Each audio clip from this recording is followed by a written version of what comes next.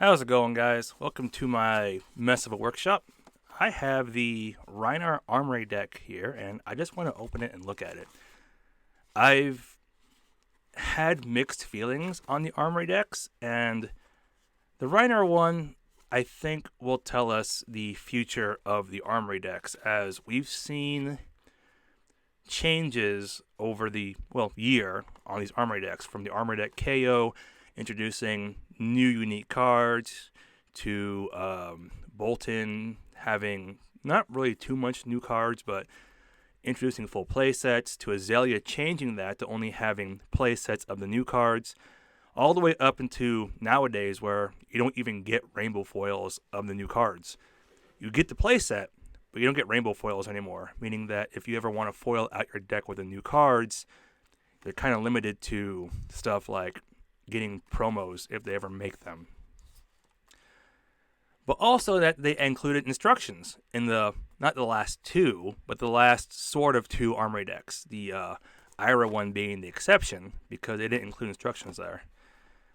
So let's open this, take a look, and, this will kind of tell us what to expect with the Armory deck Arachne. Opening this up, I can already tell it looks like LSS. Oh no, they actually included something. LSS did include a how to play guide, so we can expect these moving forward. That's a nice improvement from before, because now when you open your Armory deck, you don't have to go to the website. You have a paper guide on hand that tells you everything you need to know without having to scroll through a website or change your phone if you're using it as a life counter. I like these. I really do. And I think the green is a nice one. It's easier to read than the Pleiades one. And you get some decent art in there. So, hey, I think we can expect that moving forward. This will be always included in every Armory deck. I think that's great. Again, they still have a lot of empty space in the box. They could throw something else in there. Punch-out tokens, something. But one step at a time, right? That's how we go with LSS. We got our new equipment here, our rainbow foils here. We got, kind of interesting. Usually the hero is the first thing you see, but I could be remembering wrong. Removing our plastic wrap. We got our new helmet, our new chest, our new arm piece, and trampling trackers. Whenever you beat chest, destroy this, create an agility token. Here's Rhinar. And because Rhinar is no longer legal in Blitz, this should not have a Blitz version to it. It should just be straight CC. Yep. So unlike the set ones that come with a deck list of the cards that tell you this is what's in here, the Rhinar deck does not come with a deck list, which is fine. You don't need the deck list per se, because you can't play Blitz with Rhinar anymore. I guess you could play Sage, but this is not a Sage legal deck either, or a Commoner legal deck. Let's see, we got our Bear Destruction, which is our brand new Brute card in this set. Bear Swing, I think, is also a new card. I don't ever recall seeing this card before. One copy of Massacre. And let's see, Show No Mercy, we've seen that already. Cool, you get one copy of that. One copy of Beast Within. That's pretty cool. Smell Fear. I think this is a new card. I believe Smell Fear is a new one to this deck. Alpha Instinct is a new card to this set. It's a blue 6. Block 0, though. It's also a Rhinar specialization. Wrecker Romper, Bonebreaker, Clearing Bellow, Backpack, Ailhorn, Smell. Okay, we actually have. Wait, was this a full rainbow of Smell Fear? Hang on, let's see. Smell Fear. No, it's just yellow and blue. And it's also possible Smell Fear. No, Smell Fear is not from a set. So, unless it's in Heavy Hitters, and I forgot, because the beat chest mechanic did not make a return in Super Slam, unless I missed it. I didn't open too much Super Slam. I'd say that's a pretty decent deck overall. I do wonder how well it competes against a KO deck. I'd love to see Rhinar versus KO, as these are two straight up brute decks we've had. We've had 2 brutes, 2 guardians, 2 mechs. Everything else has yet to double, I believe. We have not gotten the Wizard Armory deck yet, nor have we gotten the Illusionist Armory deck yet, and the Assassin Armory deck is coming up. But I like the Armory decks, but I do wonder who LSS designed them for. On the one hand, yeah, these are a great way to get into CC, seeing as that, for the most part, with the exception of, I think, Gravy Bones and any LL hero, these are always legal to play. You can buy it off the shelf, assuming you can find it on the shelf. That's another problem. But assuming you can find it on the shelf, you can buy it off the shelf and play at your Armory, or heck, even any event, as long as you're just there to have fun, not necessarily, try to win. But I really feel like there should be more in these boxes. Anything in here, but all we ever get are our 3, sometimes even less, our 3 tokens. In this case, we got, let's see. We got 3 might tokens, 2 agility tokens. To be fair, you never need more than 2 agility tokens. And you never need more than 2 might tokens.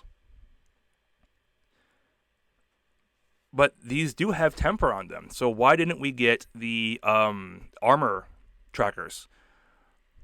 Because they couldn't think of what to put on the other side. Put a +1 on there. Put a -1 on there. Anything. There's really no excuse as to why you don't include those mini tokens in all these products. Same thing with the punch outs I can get because LSS never included punch outs in their product, with the exception of the Smash Palace. Smash Palace is the only product where LSS included punch outs. And maybe it's hard for them to figure out how to include it in the box, despite the fact that they have a ton of room in here.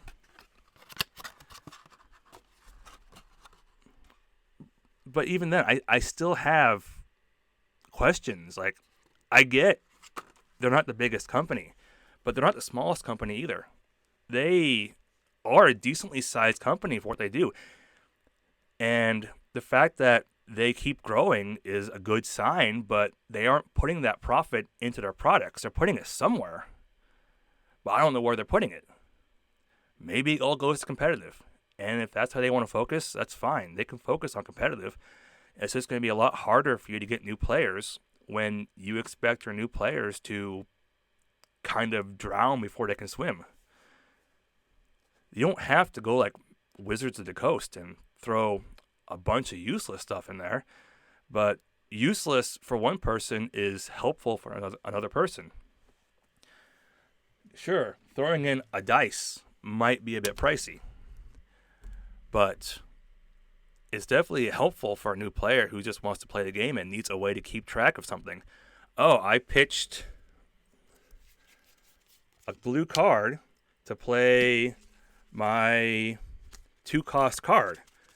I have 1 resource floating. How do you keep track of that? Well, you can use your memory, rip the box up, I guess, but wouldn't it just be just as easy to include a 6-sided die or even like a cardboard punch out of a resource counter?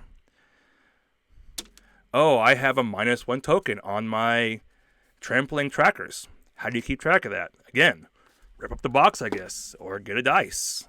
Or just include those mini tokens that seem to be included in a bunch of the Guardian products. You had a whole Guardian Mastery pack that every pack almost came with those mini tokens. Not every pack, obviously, but there's a lot of them floating around. But a new player is not going to have that.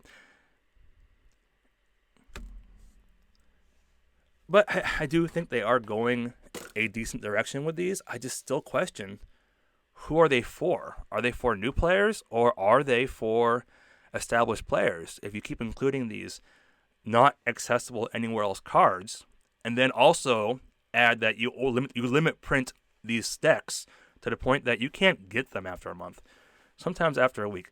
Yeah, there are some on the shelf, and yes, you could go online and find them, but you're never going to find them from MSRP. If you want to get a KO deck nowadays, you'll be lucky to find one for less than $100. Maybe you'll find one for $80, and depending on how meta KO is, maybe that price will still drop. There might be a website out there selling it for $50. But kind of goes against the whole, we designed this product to help you get into the game when you have to struggle to get into the game.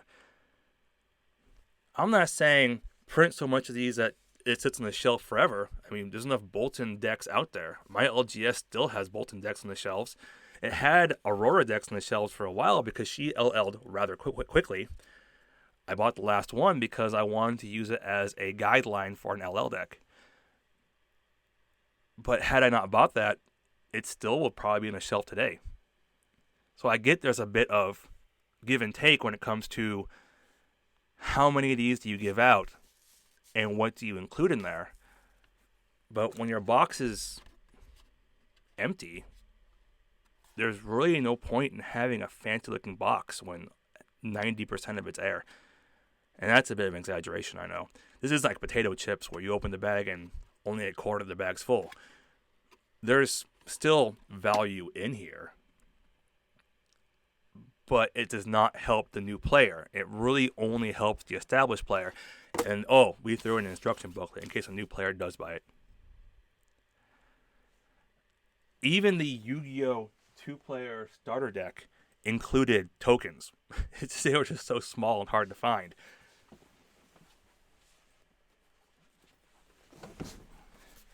They didn't include anything else. So the Yu-Gi-Oh! 2-player starter deck has its own problems. But they were like, hey, we know you're going to need tokens. So here's your tokens right here. That's a bit cheap, and Konami is a way bigger company. They can do better than that. LSS, I would get it. I would understand if LSS included a piece of paper and said, cut these out. I would accept that. They're a smaller company, it's fine. But to include nothing really tells me you have no interest in helping your new players. But Smash Palace exists, right? And I argue Smash Palace isn't a new player product. It's a board game. It's designed for people to have fun. And maybe it'll get you into the game. But at the MSRP of $75 or something like that, it's definitely not a new player product. It's something you buy, and maybe you'll play with new players. Maybe you'll play with established players. Add the event deck, this is a whole different game. Oh, well. I have to give props where props are due. Having these going forward is a step. It's a baby step, but it's a step. But I do have one more hot take to give, and I don't have a display or an example for it, but the Armory decks look like Commander decks, and I think that's on purpose. If you ever look at a Commander deck, not the new rectangular ones that, the bigger ones like the Final Fantasy has, but the older ones like the, what was that set with the pirates and the dinosaurs? Their boxes are very similar. It's just that the angles are different at different parts. I'm also not quite sure what the box is supposed to represent. If it's supposed to be a monolith or something, it's definitely not a book. Classic Battles was supposed to represent a book. Lorcana is representing a book. Other companies use rectangles. I'm not quite sure what Commander decks and Armory decks were trying to represent with these angles. But I still like to see more. Imagine if you opened your Armory deck and included with the instructions was a playmat. A paper playmat. Nothing crazy. This is a 2-player paper playmat from the Classic Battles deck. Easily could be cut in half, and you would have a paper playmat a new player could use to know what they're doing. Heck, even the here, the 2-player playmat, which is kind of hard to open, actually had notes on the zones telling you, hey, this goes here, this goes here, this goes here. It doesn't have too many notes, but It tells you what pitch cards do. It tells you what your weapon does. It tells you how you can arsenal. You can only play cards from the arsenal. It's not too crazy like, oh, this is the graveyard. Cards go there for a reason. Banished. It doesn't go too crazy. But it labels the zones and tells you. And sure, it's a right-handed playmat, but what are you going to do? Most people are right-handed. But something like this could easily still fit in the box. Plus, punch-outs and other stuff. They don't have to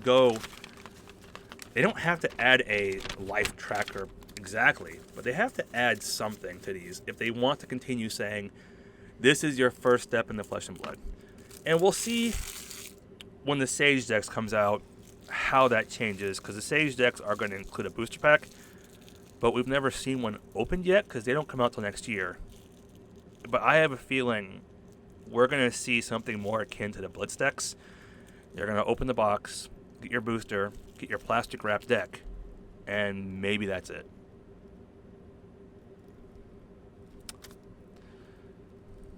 Anyways, I'm going to work on sleeving this up. I like to sleeve up every Armory deck and have it stock in case I ever just want to play someone with a stock Armory deck. I do wonder who would win, KO or Rhinar, with their stock Armory decks. I feel like KO would do better. KO seems to be the more aggro one, but this new Rhinar strategy could be pretty interesting to see with all the beat chest mechanics. Anyways, I've been rambling about the Rhinar Armory deck. Just, I'm still going to buy them. They're still fun decks to have.